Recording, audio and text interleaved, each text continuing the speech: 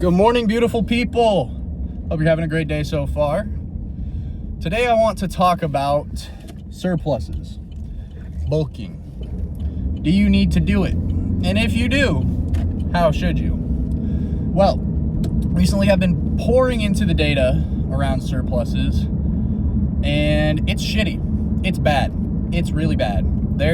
We have such poor data around surplus. There's one study, Helms 2023, looked at maintenance to moderate surplus to high surplus, and they defined the moderate as a 5% increase over their maintenance, and high was 15%. So what did they find? Well, all three groups gained lean mass.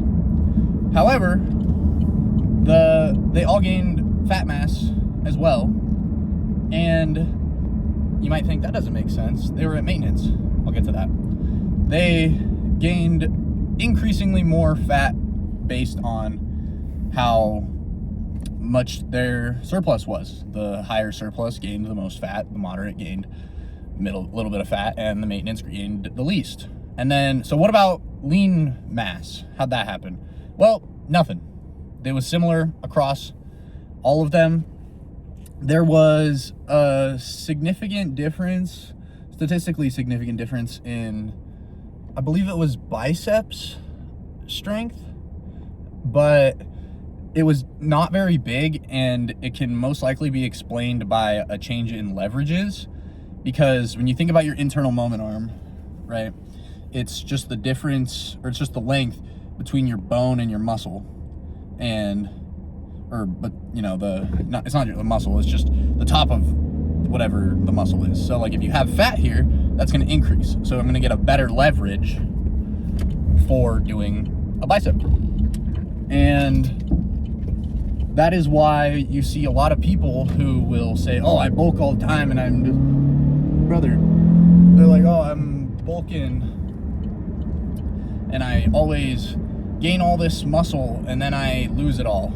And it's like, I don't think that's what's happening, brother. I'm pretty sure that either you suck at dieting, and you're dieting terribly, and you're losing all the mass, which is possible, but more likely is you're not gaining really any lean tissue during your bulk. You're probably just getting really fat, and then your leverages all increase. Again, internal moment arm length is increasing. And then when you get lean again, your internal moment arms go back down and you lose muscle. So if you're bulking and cutting and you're not getting stronger, like if your lean mass, when you start your bulk, if you can, we'll just use arbitrary numbers, you can chest press 100 pounds. And then you bulk, and let's say peak of your bulk, you can chest press 130 pounds. But then you cut down again, and now you're back to 100 pounds. It's not that you gained muscle and lost it, most likely. You probably just increased your leverages and then decreased them again when you got lean. So this study essentially found no differences in fat-free mass among the groups. But again, why did the maintenance group get fat? Like, why did they add fat? Well, first of all, this wasn't a highly controlled study in terms of the nutrition side of things. And this is evident because the actual intakes, so the prescribed intakes was maintenance, 5%, surplus, 15%. The actual intakes were 7%, 7.2, I think, 18.5, regardless, 7.2, 18 point something, it rounds to 19, and then 28.2, I believe. So 7, 19, and 28. What the fuck happened? Genuinely. Like, that is insane. We're going from, you're supposed to be maintenance. The maintenance group was higher than what the moderate surplus group was. The moderate surplus group was higher than what the high surplus group was. And the high surplus was just out of this world. It was crazy. So, terrible adherence. The other problem with this study is that there is a small sample size. I believe 20? It was bigger, but they had some dropouts. This was, yeah, so the groups ended up being 5, 5, and 7, I believe. And this, so very small sample size. I don't ding physiology, especially nutrition studies, for low sample size, because when you think about the practicality of it, especially because we always want trained lifters. That's the other important thing. This was done in trained lifters. We always want trained lifters for these studies because every time that a study comes out, like, well, it's untrained lifters. Yes, it does make a difference. I am one of the people who is always complaining and wanting trained studies. However, it is very hard. First of all, it's hard to get anyone to participate in a study, period. If you've ever ran a study, or if you know anyone who's ever ran a study, you know it's hard because you don't have very much money to run this study. So you probably can't pay the participants very much, if anything at all. Maybe you're paying them in credits for their college classes. But so you need to find trained lifters who are willing to drop however they are training. And most people don't want to do that. They need to drop however they're training, train how you tell them to, eat how you tell them to, for at least 8 weeks, most likely, because if it's less than that, everyone's going to say, oh, well, the study has no power. And especially when we're looking at hypertrophy, we want it to be long, because muscle growth is a slow process. So if you want to have actual noticeable size differences in your noticeable effect sizes, you're going to want it to be a longer study. So you're going to take this person out and say, hey, you, train how I want you to, eat how I want you to, and you're going to do that for 2 or 3 months minimum. And you are randomly going to be placed into one of these groups to where you might not even see this might not even benefit you. You might be in the control group and see no benefits. Or maybe the experimental group sees detriments. You never know. So that's the thing. You're finding people who want to get who not want to, but are willing to get experimented on, and are willing to essentially change their life for this experiment for 2 to 3 months. Hard shit to do. So I don't ding him, but it is small, and it is something that you need to account for. So this is our one study, and the thing that we have here is, all right, it looks like you shouldn't bulk based on this study. You should not be in a surplus because you're not going to gain any more fat-free mass. You're just going to gain fat mass. Well, we have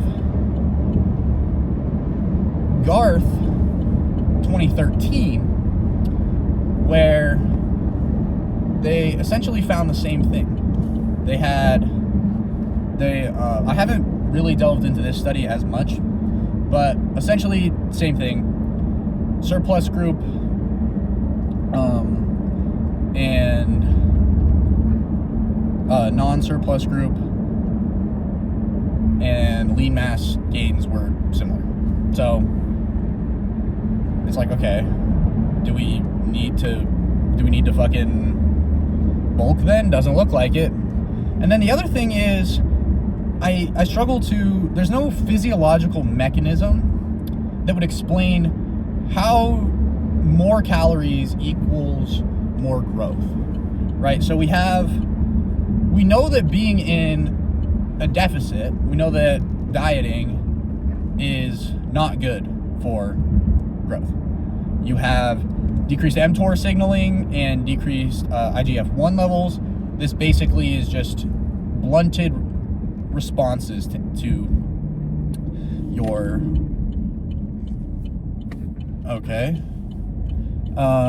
blunted hypertrophy anabolic responses. And you have lower muscle protein synthesis and higher muscle protein breakdown.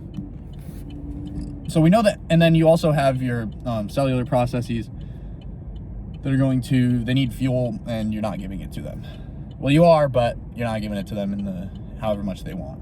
So, of course, these are, but the thing is, okay, we know that it's bad for these bad effects happen in a deficit, but what about at maintenance?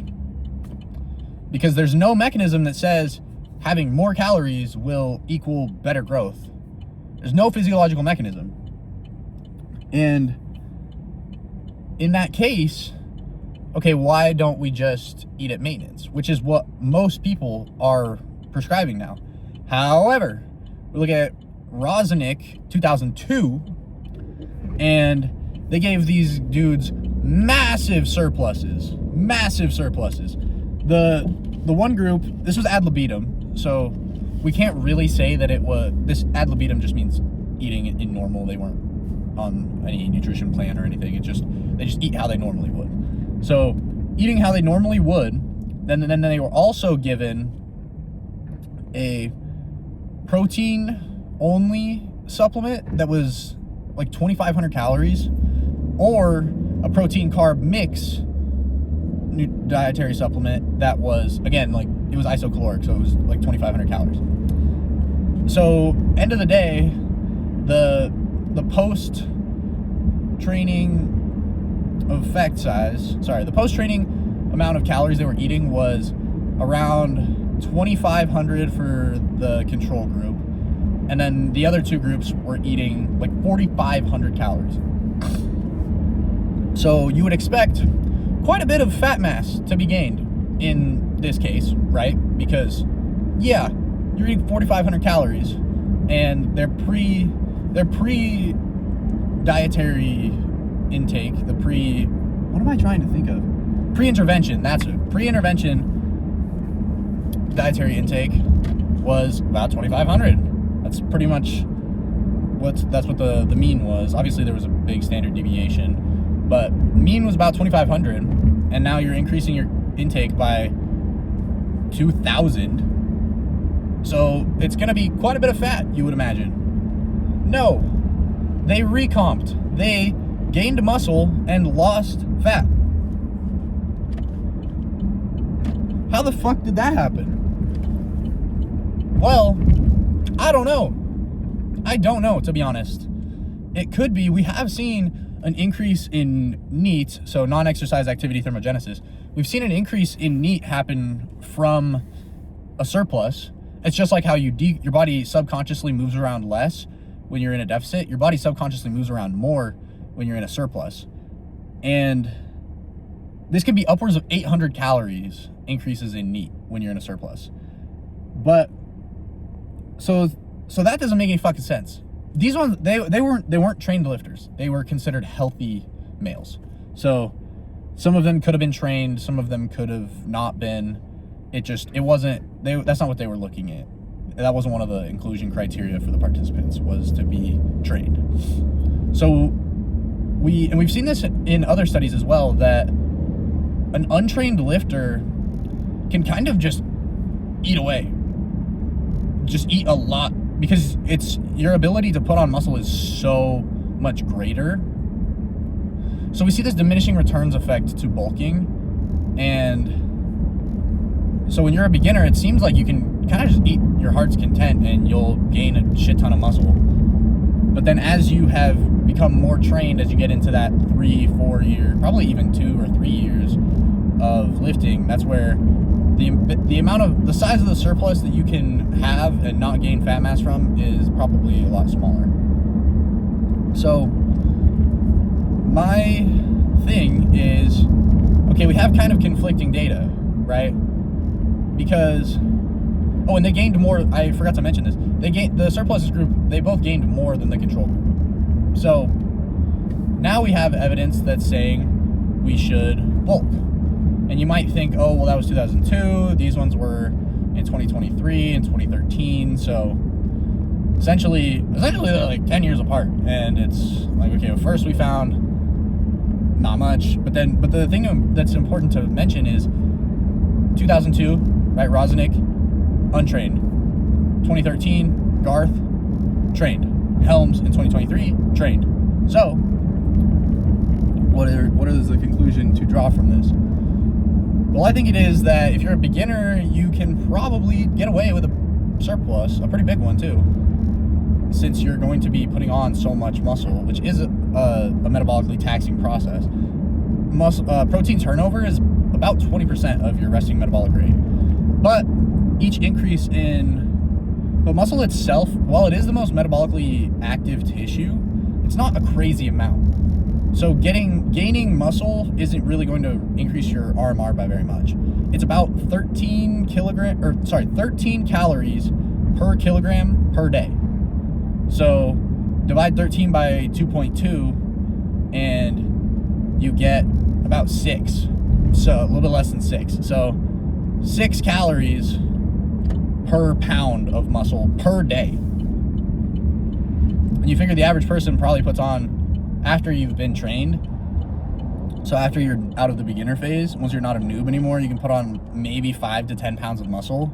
So we're looking at maximum 60 calories added to your metabolism, to your TDEE every day. It's like nothing. That's after a year of putting on lean mass, if you're lucky and you can get 10 pounds of lean mass in a year, which is quite a lot. So how do I see this? Oh yeah, I forgot. We can't talk about this without talking about Jose Antonio, and his fucking weird protein studies that have been done. Basically they're overfeeding studies, and they're just protein. So it's egg white isolate that they feed these people, and they take their normal intake and they add calories of just protein. And it's been 200 to upwards of 800 calories is the max that they did. And the study has been repeated 4 times. And every single time they just recomp. It's the protein calories, they disappear. They don't put on any fat mass. Now, it is harder. So your body can obviously turn anything into fat. It can turn a carb into fat. Fat's already fat. And it can turn protein into fat. It's hard to turn carbs into fat, and it's even harder to turn protein into fat.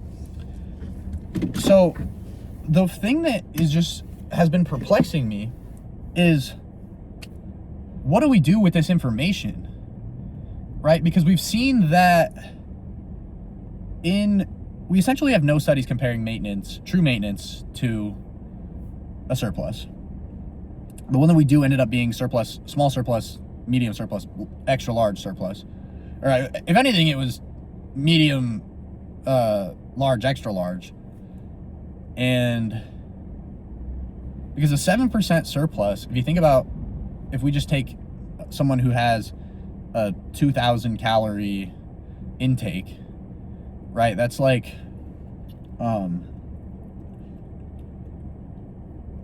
fucking 5% would be 100. It's like 150 calories. So it's pretty small.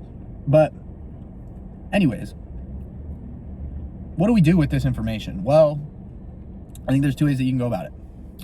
You can either just main gain, and you'll probably maximize your growth. Most likely you will maximize growth from main gaining. However, if you want to try a surplus, I would do it with just protein. If you want to try a surplus and you really don't want to gain any fat mass, you are extremely opposed to gaining any fat, then I would say do a surplus and do just protein and see what happens. You're going to have to take pictures, right? Because we saw that these people in the Antonio and the overfeeding studies, they recomped. So you're going to need to take pictures, and you can do this every day, every week, however accurate you want to be. And you can start with, I would say, around 200 calories, maybe 300 calories of extra protein. So just take whatever your maintenance macros are and just smack 200 calories of extra protein on there. That's an extra, 80 grams? Yeah, I think 40 grams. Because each gram is 50 grams, 50 grams. Math is hard. 50 grams of protein. Add 50 grams of protein to whatever you're eating normally and see what happens. If you're not gaining any fat, bump it up. It's more food. So eat more protein. If you don't want to, then don't do it, obviously. But if you want to try doing something else, if you aren't really that afraid of gaining fat, then I would try maybe doing a split. So do 200 calories and do half of it from carbs and half of it from protein. So you don't want to increase your fat. Your fat levels should stay the same pretty much all year round. And so maybe increase your carbs by what, 25 grams, and increase your protein by 25 grams. And then again, just see what happens. And I think that's your best strategy for growing. So just think about yourself. Think about how adverse you are to putting on fat. So if you absolutely don't want to put on any fat, you're terrified of it, just eat at maintenance. You're probably good. If you want to try and you're kind of eerie about putting on fat, do it of just protein. And if you are kind of okay with putting on a little bit of fat, then do protein and carbs.